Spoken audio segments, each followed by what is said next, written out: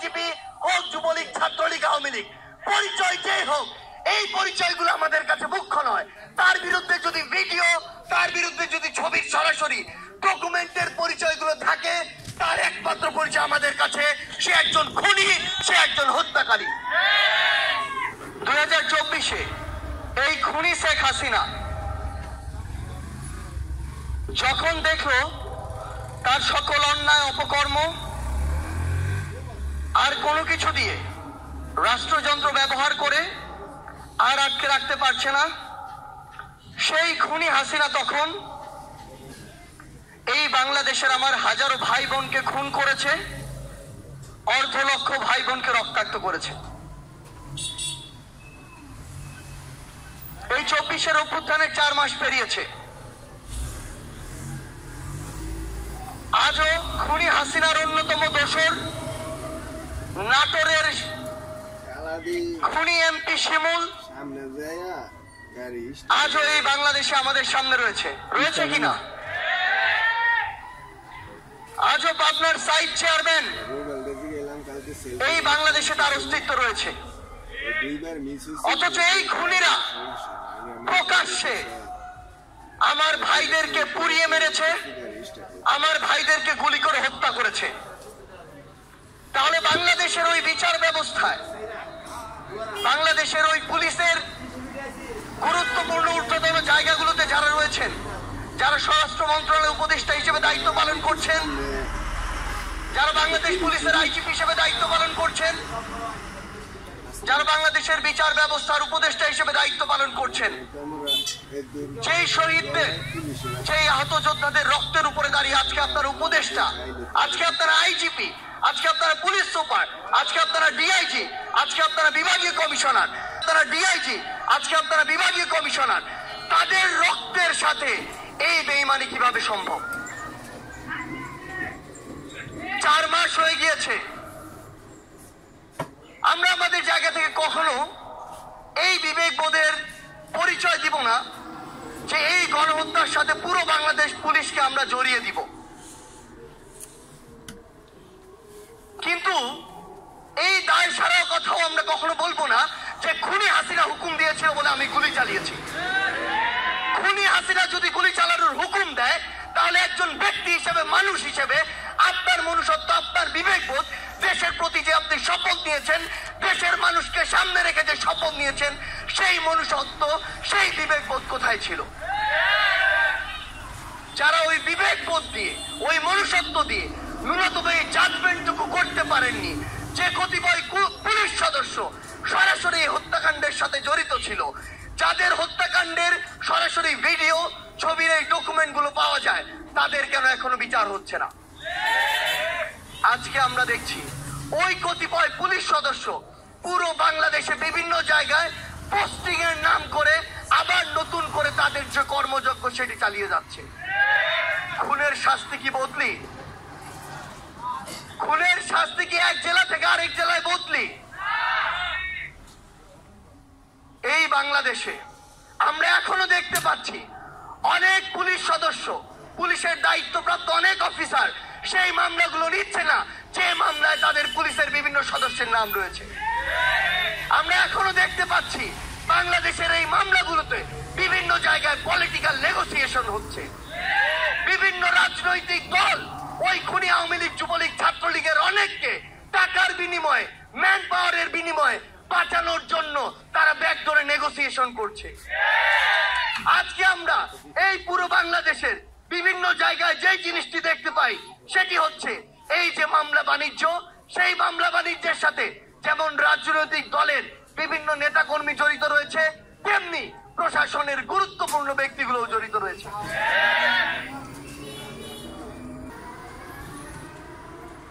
খুব সুন্দর কথা বলছেন, খুব সুন্দর কথা বলছেন।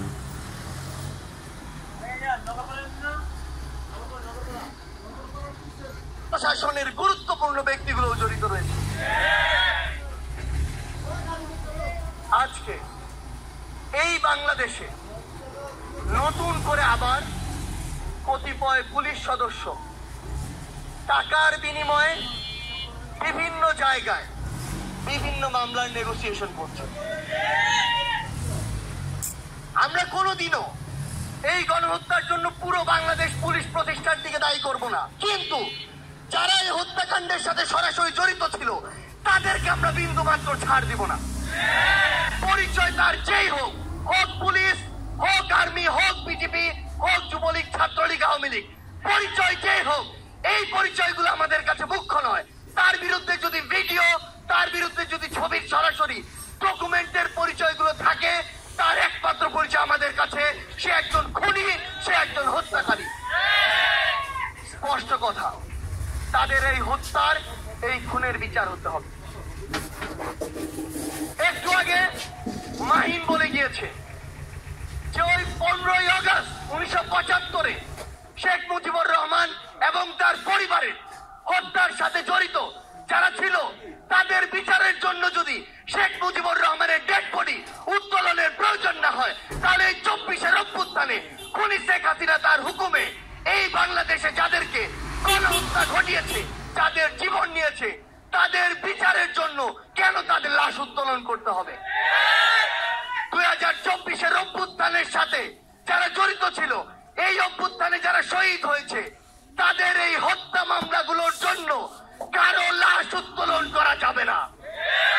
আমরা স্বরাষ্ট্র মন্ত্রণালয়, আমাদের যে বিচারিক প্রক্রিয়ার যে মন্ত্রণালয় রয়েছে, সংশ্লিষ্ট সকল মন্ত্রণালয়কে একটি কথা বলে দিতে চাই, যে ভাই তার জীবন দিয়ে নতুন বাংলাদেশ এনে দিয়েছে, যেই ভাইয়ের জীবনের বিনিময়ে আজকে ওই চেয়ার গুলোতে আপনি বসে রয়েছেন, আমার ওই ক্ষত বিক্ষত বুক নিয়ে যে বাবা মা, ভাই বোন, যে সহধর্মিনী বেঁচে রয়েছে, তাদের চোখের সামনে, তাদের ক্ষত বিক্ষত ওই কলিজার সামনে আপনারা কোনোদিন 4 মাস পরে তাদের লাশ উত্তোলন করতে পারেন না।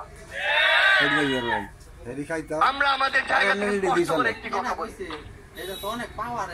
যারা এই গণহত্যার সাথে জড়িত ছিল, এই গণহত্যার সাথে জড়িত খুনি শেখ হাসিনা ও তার দোসর, হোক আওয়ামী লীগের, হোক যুবলীগের, হোক ছাত্রলীগের, তাদের যে দৃষ্টান্তমূলক শাস্তি, এই শাস্তি বাংলাদেশে নিশ্চিত করতে হবে। একই সাথে বাংলাদেশ পুলিশের যে সকল সদস্য এই গণহত্যার সাথে জড়িত ছিল,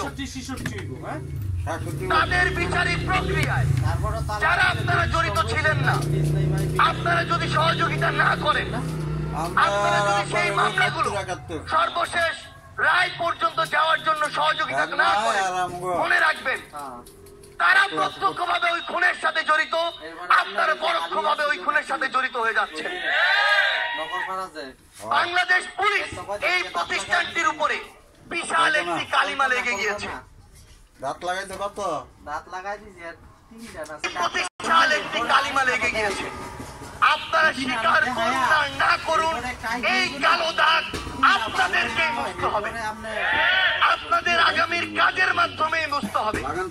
আপনারা যদি আপনাদের জায়গা থেকে দায়িত্ব পালন না করেন, বিশ্বাস করুন আর না করুন, আপনাদের পোশাকের যে মর্যাদা, আপনাদের পোশাকের যে ডিগনিটি, ইন্টিগ্রিটি, এটা যতটা ক্ষতিগ্রস্ত হয়েছে, আপনারা যদি নিজের কাজের মাধ্যমে এই ক্ষতিটি পূরণ না করেন, সারা জীবন মানুষের কাছে আপনাদের যে সম্মানের স্থান, সেই সম্মানটি আপনারা কোনোদিনও ফিরে পাবেন না। আপনাদের পোশাক, আপনাদের চেয়ার কোনোদিন আপনার সম্মান নিশ্চিত করবে না। আপনাদের আগামীর কাজ, আগামীর কর্মকাণ্ড কিভাবে এই দেশের জনগণ, এই দেশের মানুষ, শহীদ পরিবার এবং আহতদের আপনারা সহযোগিতা করছেন, সেটি আপনার আগামীর মান, মর্যাদা, সম্মান নিশ্চিত করবে।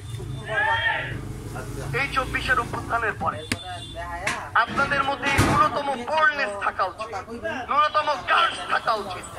যদি না থাকে, এখন যারা আহত ভাইরা আমার 1 হাত হারিয়েছে, 1 পা হারিয়েছে, তারা খুনিদের বিচারের জন্য, ফ্যাসিস্টদের নির্মূলের জন্য জীবন দিতে প্রস্তুত হয়ে আছে। তাহলে যারা দোষী, তাদের বিচার করার মতো যদি আপনাদের গার্ডস না থাকে, তাহলে ওই যে চেয়ারের যে মূল্য, ওই যে পোশাকের যে সম্মান, ওই যে শপথের যে মর্যাদা, সেটির সাথে আপনারা বিশ্বাসঘাতকতা করবেন। আমরা আপনাদেরকে অনুরোধ করব, আমরা এখনো পুরো বাংলাদেশ পুলিশ নামক প্রতিষ্ঠান উপরে আস্থা রাখতে চাই।